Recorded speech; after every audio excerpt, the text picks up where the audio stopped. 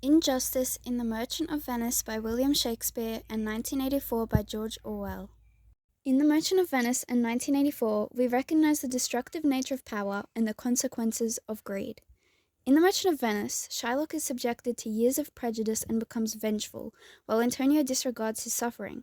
The societal prejudice which he faces limits his power, despite society seeming as equal.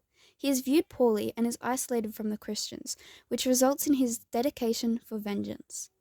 This demonstrates power and injustice in a more practical way, whereas 1984 does this to a more extreme and futuristic. In 1984, Big Brother demonstrates the potential of power as all citizens' freedom is lost and they are under constant surveillance.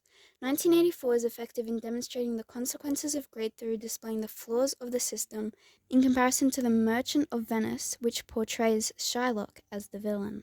The only freedom which individuals possess in 1984's dystopian world is their own thoughts, and even then, they cannot be said aloud. The totalitarian regime, the party, manipulates everybody to ensure complete control and abuses this power. Nothing was your own except the few cubic meters inside your skull, Winston reflects in an understating metaphor. He minimizes the significance of the human mind while emphasizing its importance for individual freedom. The metaphor suggests that even with their own thoughts, their freedom is limited. The party ensures constant surveillance over all actions and words, and for any rebellious behavior to be met with punishment. However, even as people want to rebel, due to the suppression of language, it is quite difficult to express these thoughts. Through the development of newspeak, the party reduces the vocabulary and simplifies language to a point that critical thoughts cannot be expressed in words. Similarly, in The Merchant of Venice, there is a disconnection between the Christian majority and the Jewish, which is demonstrated with Shylock. Shylock is excluded from society, making him a victim to the abuse of power and prejudice. To contrast this, Antonio and Bassanio have significant economic power, despite going to Shylock for a loan. Bassanio relies on the money of his friends, and Antonio is a wealthy merchant who is generous to them. Despite their actions seeming well-intentioned, they contribute to the prejudice that Shylock faces. Shylock says, "You call me misbeliever, cutthroat dog, and spit upon my Jewish garbed iron." This juxtaposition expresses the discrimination he faces, as he is ridiculed for his religion and refused to be treated with respect. He contrasts the prejudice and mistreatment he endures with him wearing religious clothing. This highlights the power imbalance between Shylock and Antonio and the dehumanization which Shylock experiences. In both texts, the characters fight for individuality and freedom. Winston rebels against the party, questioning the official history and propaganda to search for the truth. He tries to join the Brotherhood, a secret organization made up by the party to punish and catch rebels. Winston desperately tries to participate in the larger rebellion against the regime. He says, if there is hope, it lies in the proles. This is ironic, as the proles are mostly ignored by the party, who underestimates them. However, Winston acknowledges their potential as he seeks out to challenge the authority. They are people who are in the largest numbers and have the potential power to challenge the party, despite their lack of freedom and education. He doesn't have any direct contact with the proles, and yet he believes in their spirit to one day overthrow the regime. Although he gets caught in the process of rebellion, he serves to express the human desire and hope for individuality and freedom, even when resulting in injustice. Shylock attempts to bring justice by taking Antonio to court for not following through with their deal of him giving him a pound of flesh if he doesn't repay the loan in time.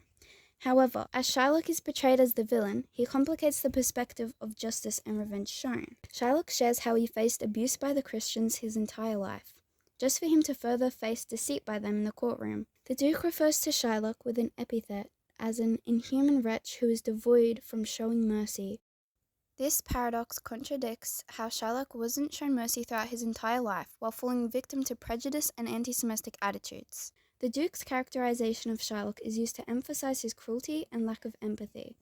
This negative opinion is meant to persuade the audience to share that, and while this reflects the historical context of the play, Shylock's resentment towards Antonio is due to the way he has been treated and humiliated by him for years. Shylock has complex motivations for his behavior, as well as facing societal pressures, particularly for his religion. Portia, acting as a lawyer for Antonio, claims for the contract to be unexecutable, and the court declares this.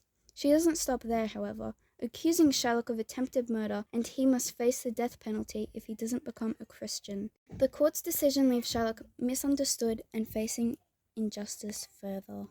Although my interpretation of the text is that Sherlock and Winston were victims of injustice, it is important to note that perspectives may vary. At the time when The Merchant of Venice was made, the prejudice and discrimination towards Sherlock was a result of their anti-Semitic views.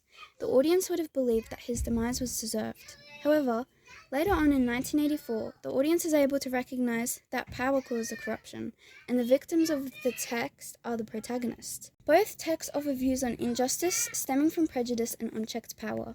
Through exploring these human experiences using the totalitarian government and the Christian-dominant society, the perspective of anomalous Sherlock and Winston demonstrate the human motivation for freedom and justice. It serves as a warning which is still relevant now and seen with economic and social inequality, racial discrimination, gender inequality, and religious persecution. These are not as commonly accepted as they once were. However, there are still ongoing issues which continue to be prevalent in life today. Injustice and prejudice towards marginalized groups places more power into the hands of those outside of them, allowing them to manipulate society and degrade those they've deemed below them. Overall, both The Merchant of Venice and 1984 explore the complex and destructive behavior of power. 1984 demonstrates the dehumanizing consequences of totalitarian control, and Winston is manipulated in his language and behavior. Big Brother causes a loss of individuality and a prevention of critical thinking. Meanwhile, Antonio and Portia's wealth and power leads to social injustice and moral corruption, particularly on Shylock. Shylock is marginalized and oppressed, and he is a victim of their abuse of power. They both convey the importance for ethical leadership and justice, as well as portraying the effects of human power and control.